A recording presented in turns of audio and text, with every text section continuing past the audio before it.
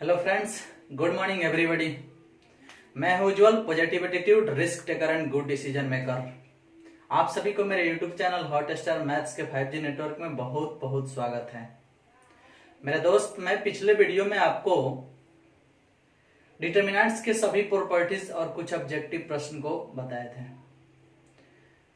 इस वीडियो में हम लेके आए हैं एक्सरसाइज 4.2। तो आइए शुरू करते हैं exercise 4.2।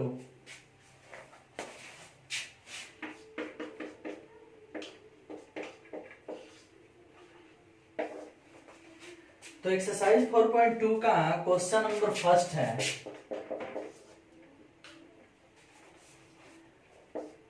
X y z a b c, x plus a y plus b और जेड प्लस सी बराबर 0 सिद्ध कर देना है इसको।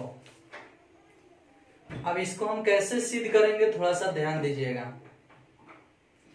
क्वेश्चन पढ़ लेते हैं। ऊपर लिखा है, बिना प्रसरण किए और सारणिकों के गुणधर्म का प्रयोग करके निम्नलिखित प्रश्न 1 से 5 को सिद्ध करें।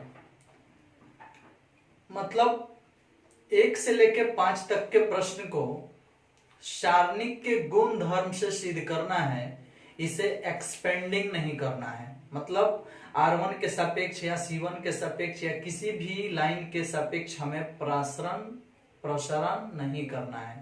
प्रसरण नहीं, प्रसरण होता है। बहुत लोग ऐसे बोल देता है प्रसरण, आप लोग बोलिएगा प्रसरण। प्रसरण अगर ये नहीं बोलने आए तो विस्तार, हिंदी में इंग्लिश एक्सपेंडिंग। तो हमें एक्सपेंडिंग नहीं करना है, इसे हमें क्या करना है, सारणिक के गुण धर्म का प्रयोग करना है। मतलब जो हम पीछे 10-12 को प्रॉपर्टीज पढ़ाए हैं, उसी प्रॉपर्टीज की सहायता से इतना का मान 0 होगा बता देना है। वैसे आपका ऐसा प्रश्न ऑब्जेक्टिव में ही पूछेगा। छोटा मोटा 0 सिद्ध करना हो तो ऑब्जेक्टिव में ही आएगा, और सारणिक के गुणधर्म से सिद्ध करना है तो और भी आसान ही है। देख लो थोड़ा सा। सिद्ध क्या करना है, 0।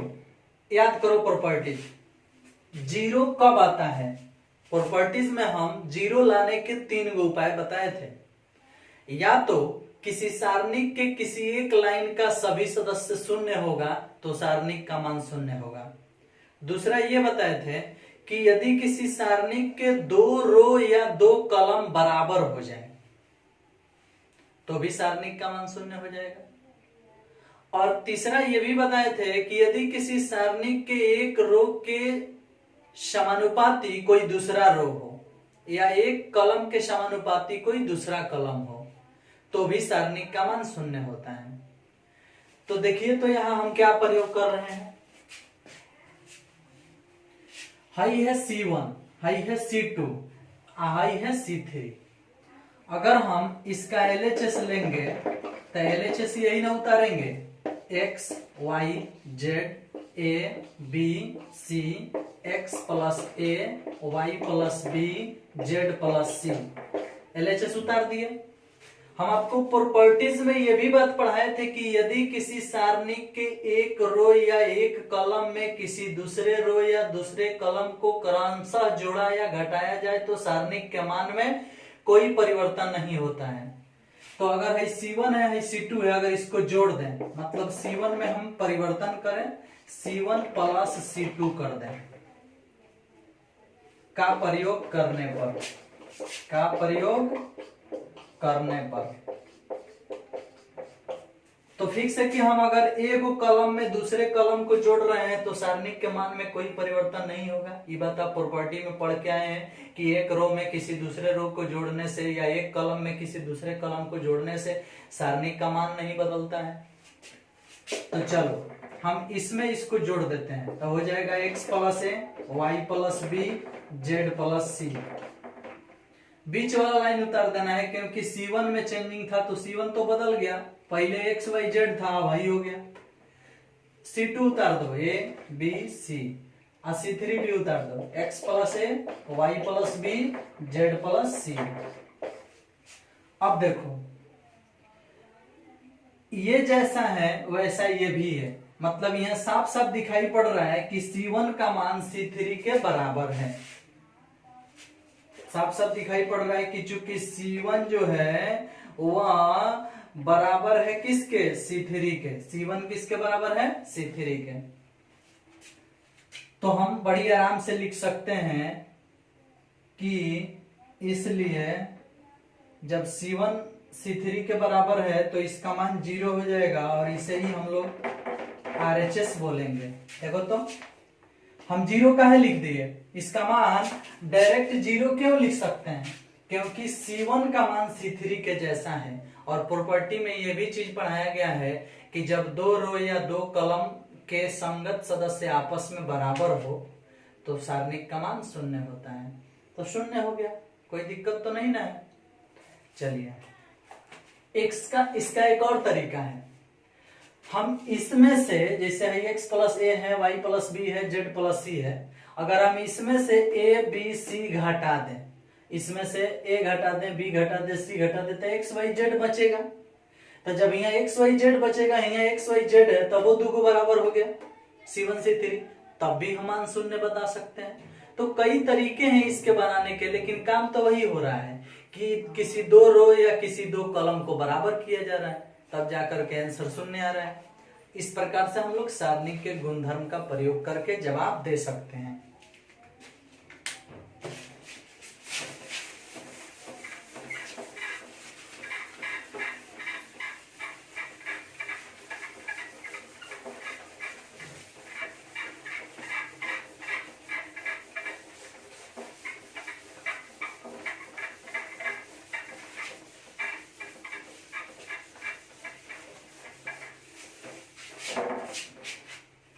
चलिए नेक्स्ट क्वेश्चन देख लेते हैं।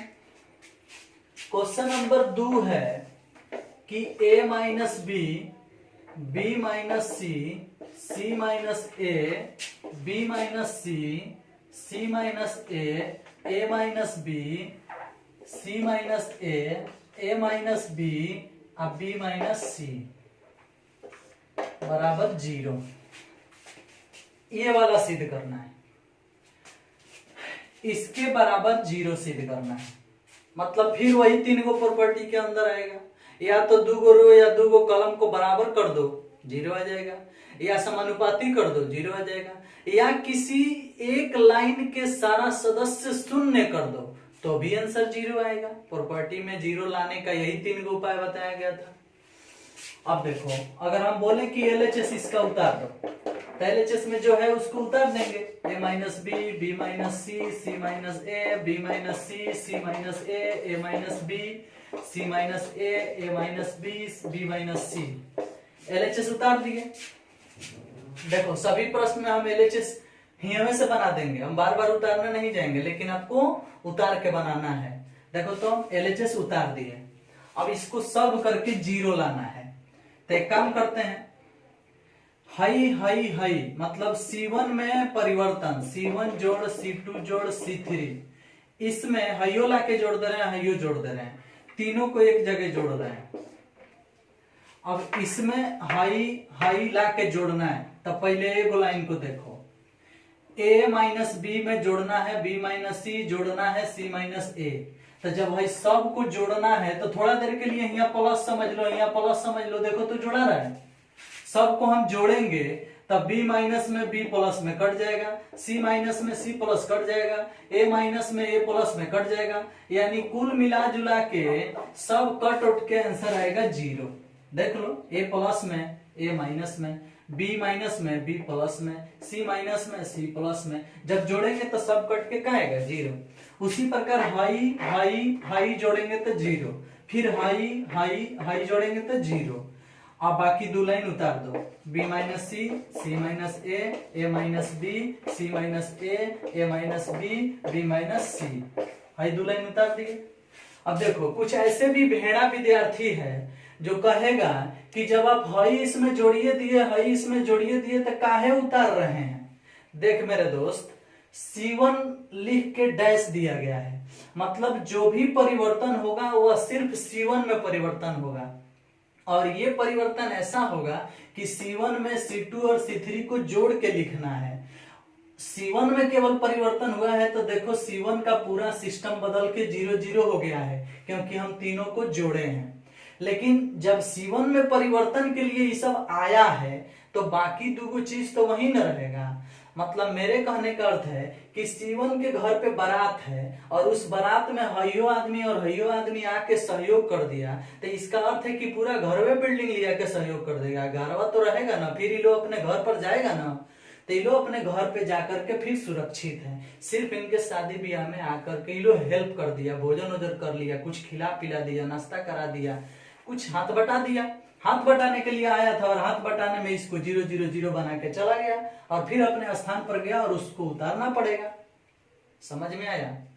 अब चलो, जब एक लाइन का सारा सदस्य शून्य दिख रहा है तो आंसर क्या होगा? 0 ही होगा।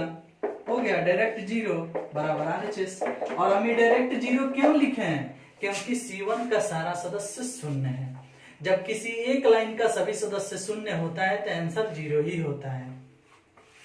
आइए नेक्स्ट क्वेश्चन को देखते हैं।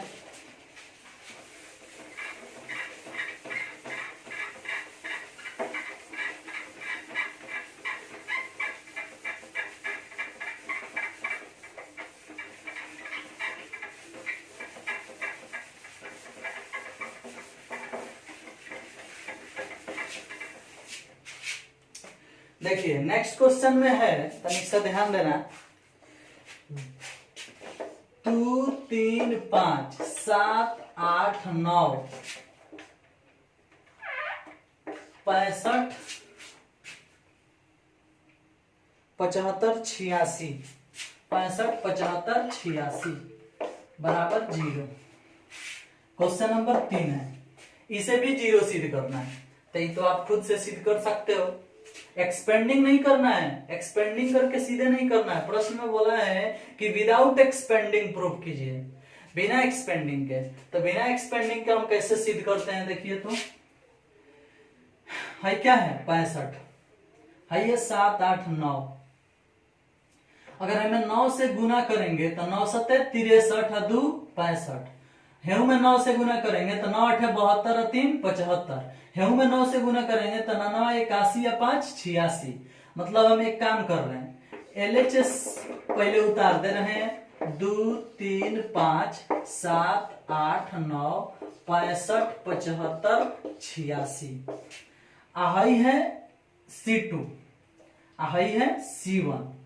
हम C1 में परिवर्तन कर रहे हैं, C1 में ला के जोड़ रहे हैं 9C2।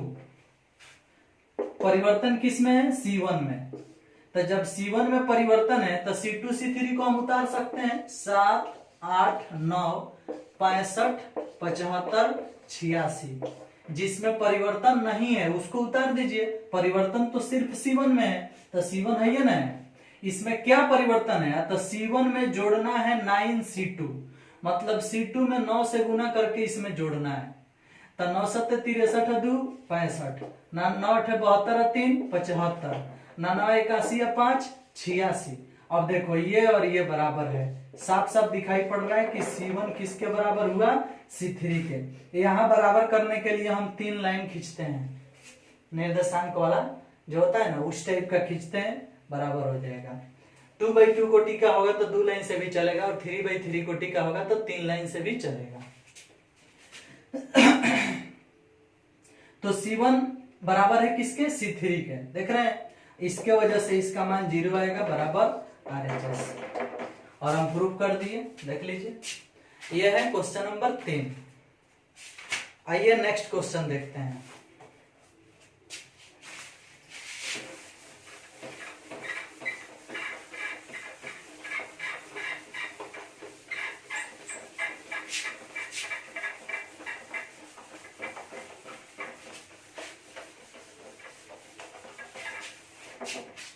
देखिए तो क्वेश्चन नंबर 4 में लिखा है कि सिद्ध कीजिए 1 1 1 BC CA AB A into B plus C b into c plus a और c into a plus b बराबर में 0। इतना के बराबर क्या सिद्ध करना है? 0। एक काम करते हैं, इसी को एलएचएस मान लेते हैं। अब आपको पता हो गया कि 0 सिद्ध करना है, तो एलएचएस हो गया, इसको हटा लेते हैं। चलो, मतलब एलएचएस हम उतार लिए। 0 सिद्ध करना था, आपको पता है, तो दिखाने की आवश्यकता नहीं है, माइंड में रखो या फिर बुक में देख लेना क्या सिद्ध करना। अब एक काम करो, उतारो 1 1 1 BC CA AB, ए से इसमें गुना करो तो AB plus AC, BC plus AB, AC plus BC। अब इसको इसमें जोड़ दो 1 1 1, इसको इसमें जोड़ेंगे तो जो जोड़ने जा रहे हैं वो किस में परिवर्तन हो रहा है? C3 में। तो यहाँ लिख देते हैं कि C3 में चेंजिंग हो रहा है, हम C3 में जोड़ने वाले हैं C2 को। तो चेंजिंग C3 में है तो C2 को भी उतार दो, BC CA AB, high 2 line उतर गया। चेंजिंग C3 में है तो C3 है ना, इसमें चेंजिंग क्या है? तो C3 में जोड़ना है C2 को, तो हाई C3 है, हाई C2 है, C2 को ले जाके उसमें जोड़ दो। तो जब इसको उसमें जोड़ेंगे तो आएगा AB plus BC plus AC। इसको उसमें जोड़ेंगे तो AB plus BC plus AC, इसको भी उसमें जोड़ेंगे तो AB plus BC plus AC। इसको उसमें जोड़ के देख लो, हाई या हाई मिला के लिखोगे तो हाई ना आएगा, हाई या हाई मिला के लिखोगे तो हाई ना आएगा। देख लो, आगे पीछे लिखा रहा है लेकिन सजा के ही लिखे हैं, AB plus BC plus AC। अब हाई देखो, हाई चीज तीनों एक जैसा है। तो आपको यह भी बात याद है कि यदि किसी सारणिक में किसी संख्या से गुना करना होगा तो उसके किसी एक रो या किसी एक कॉलम में गुना होता है। और मान लो जब गुना करना है तो एगो रो या एगो कॉलम में होता है, अगर उसमें से कॉमन करना होगा तो उसी तरह से कॉमन होगा, किसी एक रो या किसी एक कॉलम से ही कॉमन होगा। अब हाई देखो, हाई जो है C3 है और C3 के सारा सदस्य बराबर है, मतलब 3 गो सदस्य है ना जी, ये तीनों के तीनों बराबर है। तो इसको कॉमन कर लो, तो इसको जब बाहर कॉमन करोगे तो हो जाएगा AB plus BC plus AC, common हो गया। देख लो, AB plus BC plus AC common हो गया। जब वो चीज कॉमन हो गया तो हाई पहले उतार दो 1 1 1, हाई उतार दो BC CA AB उतर गया। अब हाई जब कॉमन हो गया तो यहाँ बच गया 1 1 1, ऐसा बच गया। अब आप गौर से देखो, इस सारणिक में हाइयो 1 1 है, हाइयो 1 1 है, तो जब हाई 2 को बराबर हो गया तो इसका मान 0 होगा, क्योंकि किसी सारणिक के 2 रो या 2 कॉलम आपस में बराबर होते हैं तो उसका मान 0 होता है। तो जब हाई 1 1 है, हाइयो 1 1 है, यानी C1 C3 के बराबर हो गया तो इसका मान 0 हो गया, और 0 में कुछ से गुना होगा तो 0, मतलब हो जाएगा AB plus BC plus AC गुने 0 बराबर RHS। सीध हो गया, यही ना लाना था, क्या दिक्कत है? क्लियर हुआ? अब चलिए, इसमें 5 नंबर क्वेश्चन थोड़ा सा हेवी है, देख लेते हैं उसकी क्या औकात है। आप लोग वीडियो रोक करके उतारते चलिएगा, अपनी समस्या आप खुद समझ सकते हो। वैसे तो हम लोग क्लास नहीं ओपन किए हैं क्योंकि लॉकडाउन चल रहा है, और लॉकडाउन नहीं होता अगर अब तक हम लोग क्लास में रहते तो अभी बहुत आगे होते और बहुत आराम से बहुत कुछ सीखे होते। लेकिन मेन चीज है कि इतना ना ज्यादा छुट्टी हम लोग लिए हैं, चाहे हम लोगों को मिला है, जबरदस्ती थोड़ी लिए हैं। सरकार की तरफ से ऑर्डर है कि हम लोग लॉकडाउन में बाहर ना निकले, तो देश का सेवा करना है ना, सच्ची देशभक्ति घर में रहकर ही की जाएगी। हाँ, लेकिन एक बात आपको अवश्य बता दूंगा कि मुझे क्या पता है कि मेरा वीडियो मेरा विद्यार्थी देख रहा है कि किसी और का भी विद्यार्थी देख रहा है। वैसे विद्यार्थी किसी का भी हो, लेकिन पढ़ रहा है ना तो हमको खुशी है। किसी का भी विद्यार्थी हो अगर मेरे से सीख रहा है तो कहीं ना कहीं उसके लिए मैं कामयाब हूँ, उसके लिए मेरी कुछ ना कुछ महत्व है, इसीलिए वो मुझे देख रहा है। मैं उस विद्यार्थी से बहुत खुश हूँ। हाँ, लेकिन एक बात यह है कि हमें क्या पता है कि केवल विद्यार्थी ही मेरा वीडियो देख रहा है कि कहीं कोई टीचर भी देख रहा है। क्योंकि जब वीडियो सीधे सीधे चढ़ा दिया गया है यूट्यूब पर तो दुनिया का कोई भी इंसान देख सकता है। और दूसरी बात, जब ये मेरा अपना बिजनेस है तो मैं पहले ही बता दिया हूं कि मैं इसमें सिर्फ और सिर्फ एनसीईआरटी को ही फॉलो कर रहा हूं। क्लास होता है तो क्लास में कुछ एक्स्ट्रा चीज भी, जैसे केसी सिन्हा के बुक के भी क्वेश्चन, या RD Sharma, Lucent, RS Agarwal, या फिर कुछ अपना माइंड लेके कुछ एक्स्ट्रा चीज भी बताते हैं, माने नॉलेज प्लस प्लस क्लास भी देते थे। वो चीज तो यहाँ नहीं दूंगा। कुछ ऐसा बात है मजबूरन यूट्यूब पर देना पड़ रहा है, लेकिन फिर भी कुछ ऐसा चीज है जिसे मैं छुपा के रखता हूँ। सब चीज तो इस पे नहीं दे सकता हूँ। अपनी भी है, धंधा है, बिजनेस है, सब चीज अगर यहीं दे देंगे तो फिर बाकी लोग क्या करेंगे? खुद से भी तो मेहनत करना चाहिए ना। चलो देखते हैं question number 5।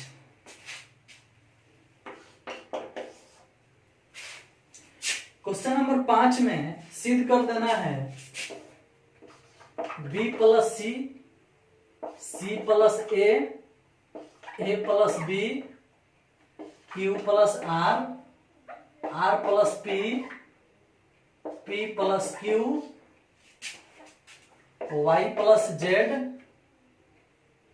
Z plus x, x plus y equal to 2 a b c p q r x y Z.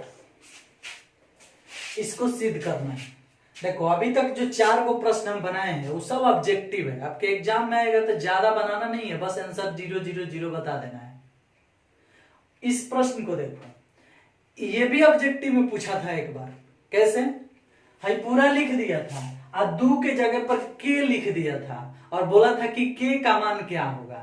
तो आपको याद रखना होगा कि यहाँ पर दू है, यानी के का मान दू होगा। नहीं तो पूरा बना के चेक करते रह जाइएगा, समस्या गंभीर हो जाएगा। समझ में आया? चलिए इसको कैसे सॉल्व करते हैं देख लेते हैं। इसको बनाने के लिए LHS ले लेते हैं। मान लीजिए LHS यही है, हो गया। RHS वो चीज लाना है, छोड़ देते हैं वहीं पे, ध्यान इधर ही रखते हैं, केवल LHS यही ना है। शुरुआत करते हैं इसमें। एक काम करो, तीनों को जोड़ दो एक जगह पे, मतलब R1 में changing R1 plus R2 plus R3, तीनों को जोड़ते हैं। तो जब high high high high high high high high high high R1 है, हाई R2 है, हाई R3 है, तीनों को ले जाके जोड़ के R1 में लिखेंगे। R1 है ये ना है, तो जो भी जोड़ के लिखना है तीनों को ऊपर पड़े ले जाके जोड़ना है इसमें इसमें, माने तीनों को जोड़ के यहाँ लिखना है, हाई तीनों को जोड़ के यहाँ लिखना है, हाई तीनों को जोड़ के यहाँ लिखना है। तो जो तीनों लिखना है वो किस लाइन में लिखना है? R1 में लिखना है, क्योंकि परिवर्तन किस में है? R1 में। R1 के बाद डैश दिया गया है तो परिवर्तन R1 में ही है। तो R1 एगो हिया हिया हिया ये ना आएगा R1, इसी तरह से ना R1 आता है। चलिए तो A 2A, B 2B और C 2C, मतलब 2A 2B और 2C 2B 2C ऐसे आएगा। इसको इसको इसको जोड़ोगे तो आएगा 2P 2Q 2R। इसको इसको इसको जोड़ोगे तो आएगा 2X 2Y 2Z, इस तरह से। अब बाकी 2 लाइन उतार दो, क्योंकि खाली R1 में चेंजिंग है तो R2 R3 उतर जाएगा।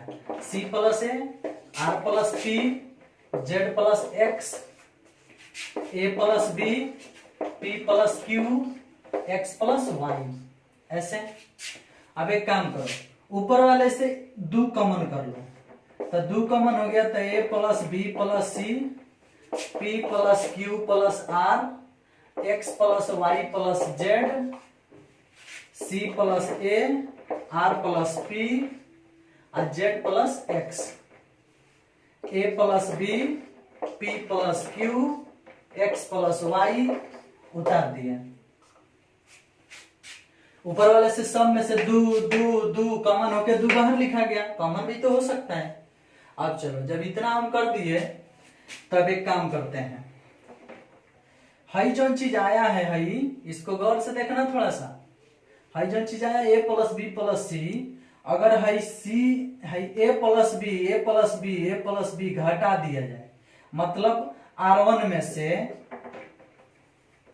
R1 में चेंजिंग करें, R1 में से घटा दे R3, a plus b p plus q x plus y, मतलब निचला लाइन R3 है, इसको ले जाके इसमें से घटा देना है।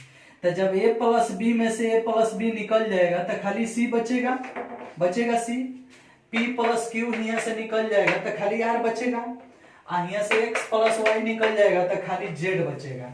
अब बाकी दो लाइन उतार दो, c plus a r plus p z plus x a plus b p plus q x plus y. हो गया, ये चीज हो गया। अब चलो ऊपर सी आर जेड तो आ गया। अब एक काम करो, हाई देखो सी प्लस ए में से अगर हम सी निकाल दे तो खाली ए बचेगा, आर प्लस पी में से आर निकाल दे तो खाली पी बचेगा, जेड प्लस एक्स में से जेड निकाल दे तो खाली एक्स बचेगा। मतलब R2 में से R1 को घटाना है, तो घटाना है तो ऊपर से मिटकाओ तब न लिखना है।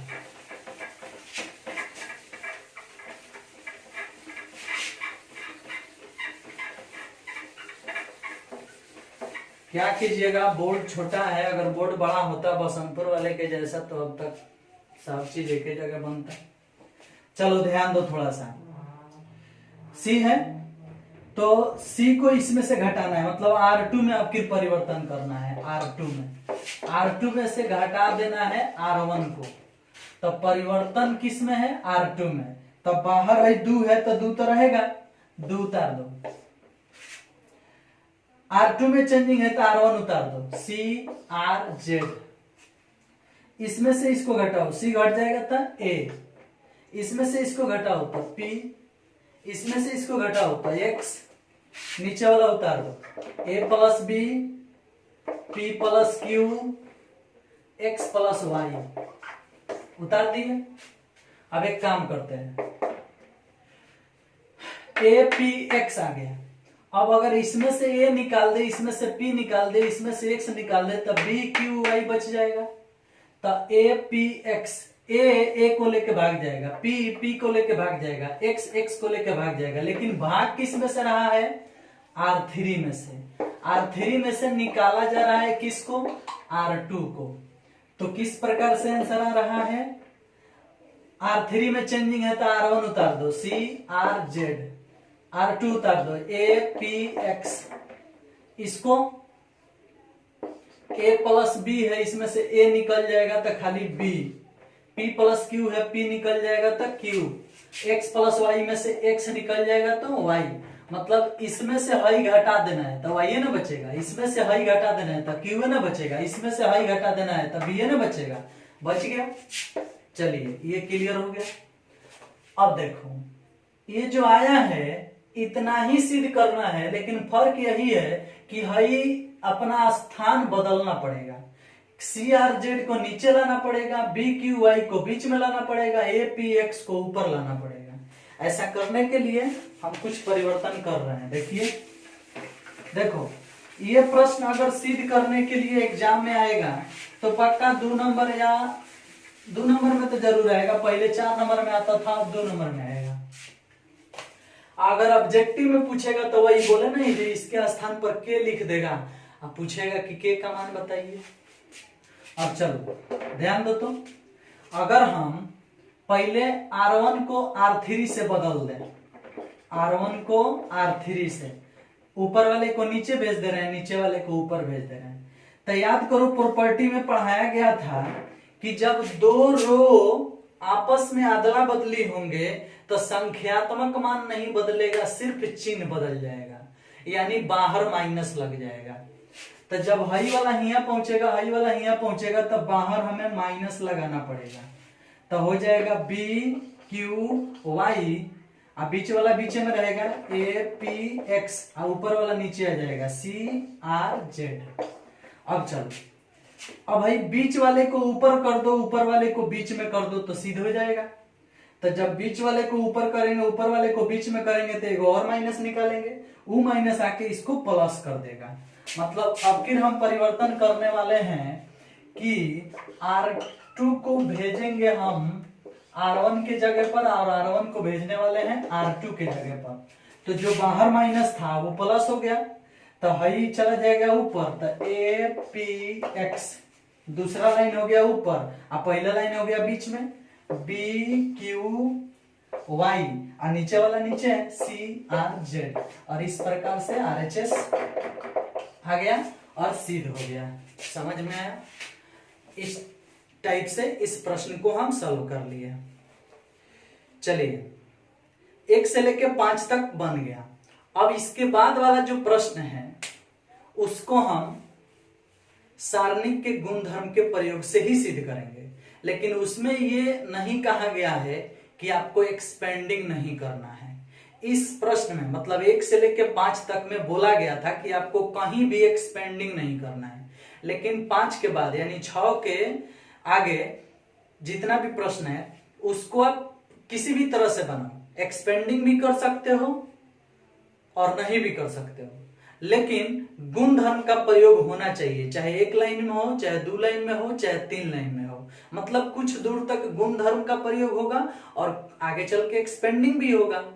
एक्सपेंडिंग नहीं करना है तो और बढ़िया, लेकिन गुणधर्म जरूर लगाना है 6 से आगे 14 तक के प्रश्न में, 6 से 14 तक। तो आइए क्वेश्चन नंबर 6 देखते हैं।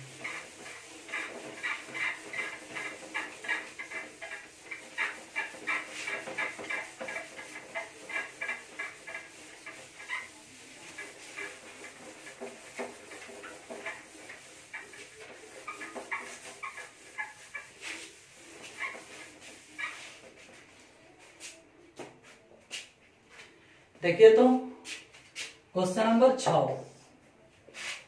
देखो भाई, मैं आपको एक और बात बता दे रहा हूं, जिस प्रकार से मैं रोज रोज आकर के वीडियो अपलोड कर रहा हूं, रोज आपके लिए मेहनत कर रहा हूं, मैं इसे अपना ड्यूटी समझ रहा हूं, अपना फर्ज समझ रहा हूं, आपका काम समझ रहा हूं। इसमें जो मुझे काम मिलता है उसको दिल और जान से वर्क करता हूं। सिर्फ पैसा बटोरना मेरा काम नहीं है, पैसा अगर लिया हूं तो उसके ऊपर उतर रहा हूं, सही काम कर रहा हूं। तो आपको भी है कि आप भी सारा वीडियो को देखें और कॉपी कलम लेकर के नोट भी करें और सीखते जाएं, क्योंकि आप ही के लिए ना सब कर रहे हैं। आप और भी टीचर लोगों को देख रहे होंगे, पता नहीं लोग कैसे क्या क्या कर रहे होंगे, वो आप ही जानते हैं। हमको तो कुछ पता नहीं है। ये पहले मार्केट में आते थे, क्लास चलता था तो आप लोग कुछ सूचना देते थे कि यहाँ ये चीज खत्म हुआ है, यहाँ ये चीज खत्म हुआ है। यहाँ हमको क्या पता है कि कौन चीज कहाँ खत्म हो रहा है? हमको तो सिर्फ ये पता है कि हम रोज के रोज वर्क करेंगे। हम यही समझ रहे हैं कि हम पहले भी लड़ाई में थे और अभी भी लड़ाई में हैं, पहले भी वर्क करते थे, अभी भी वर्क करना है। मेरे लिए तो कहीं लॉकडाउन का कुछ खास दिख नहीं रहा है। मुझे तो सिर्फ यही लग रहा है कि रोज के रोज आना है, पढ़ाना है आप लोगों के लिए। रोज के रोज वीडियो बनाता हूँ, अपलोड करता हूँ, आप लोग पढ़िए। समझ में? अगर अच्छा लगे, मेरा वर्क अच्छा लग रहा है, अगर आप मेरी रेगुलरिटी देख रहे हैं, आप मेरा मेहनत देख रहे हैं, तो तारीफ तो कर दिया करो कमेंट में आके, ताकि मुझे अच्छा लगे कि हाँ मैं कुछ अच्छा काम कर रहा हूँ, मेरे विद्यार्थी खुश हैं, पढ़ रहे हैं। ऐसा अगर आप करते हैं तो मेरा मनोबल और ऊंचा होगा और मैं अच्छा वर्क कर। जितने अधिक विद्यार्थी मेरे मेहनत को देखेंगे, पढ़ेंगे, मुझे ये वीडियो बनाना अच्छा लगेगा कि हमारा मेहनत सफल हुआ। समझ में आया? तो सफल करना आपके ऊपर है। अगर अच्छा लगे तो मुझे जरूर बताइए। आइए देखते हैं क्वेश्चन नंबर 6।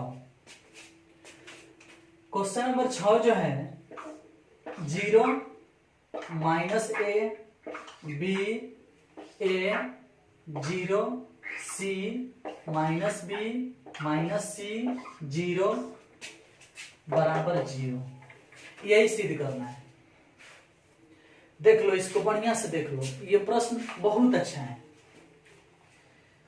ध्यान देना। आज का ये अंतिम क्वेश्चन है, इसको बढ़िया से देख लो।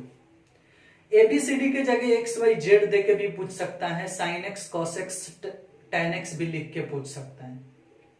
मतलब एबीसीडी के स्थान पर वो कुछ भी सेटिंग, पी क्यू आर भी सेटिंग कर सकता है। लेकिन इसके स्थान को देखो, इसके माइनस प्लस को देखो, तब जाके तुम्हें समझ में आएगा। वैसे आप सम्मिता बिहु पढ़े थे ना, सम्मिता बिहु, विषम सम्मिता बिहु, कुछ उसी प्रकार से ये लग रहा है, विषम सम्मिता बिहु के जैसा।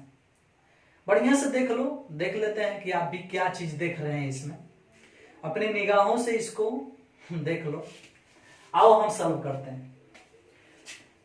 जीरो सिद्ध करना है और सारणी का गुणधर्म भी प्रयोग करना है, डायरेक्ट एक्सपेंडिंग भी नहीं करना है।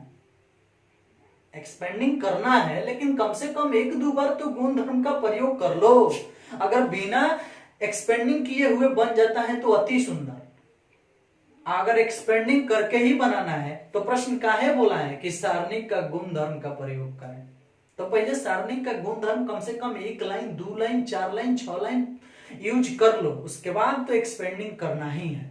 अगर बिना एक्सपेंडिंग के बन जाए तो अति सुंदर। चलो देखते हैं, ये जो दिया है इसको मान लो डेल्टा, माना delta equal to 0 a minus b minus a 0 minus c b c 0, इसको हम क्या मान लिए, डेल्टा, मतलब LHS मेरा डेल्टा हो गया। अब हमें डेल्टा बराबर 0 सिद्ध करना है। याद करो हम क्या कर रहे हैं कि R1 को बदल के C1 बना रहे हैं, R2 को बदल के C2 बना रहे हैं, R3 को बदल के C3 बना रहे हैं। याद करो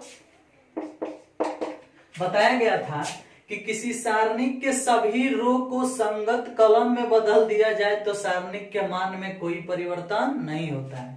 यानी R1 को C1 बना दें इस प्रकार से, R2 को C2 बना दें इस प्रकार से, R3 को C3 बना दें। देखो तो इधर वाला इधर, इधर वाला इधर, इधर वाला इधर लिख दिए। अब एक बात बताओ, जब इसको इधर लिख दिए तो मान में कोई परिवर्तन नहीं होगा, इसलिए डेल्टा को डेल्टा ही लिखें। अब डेल्टा डैश मत समझ लीजिएगा, डेल्टा डैश मानने के लिए हम प्रॉपर्टी में माने थे, लेकिन आगे चलकर डेल्टा और डेल्टा डैश को बराबर भी कराए थे, गौर से देखना उसको।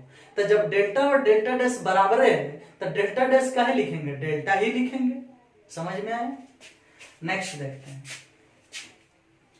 अब इसमें से हम माइनस कॉमन कर लेते हैं, तो जब इसमें से माइनस कॉमन होगा तो इसमें से भी होगा और इसमें से भी होगा।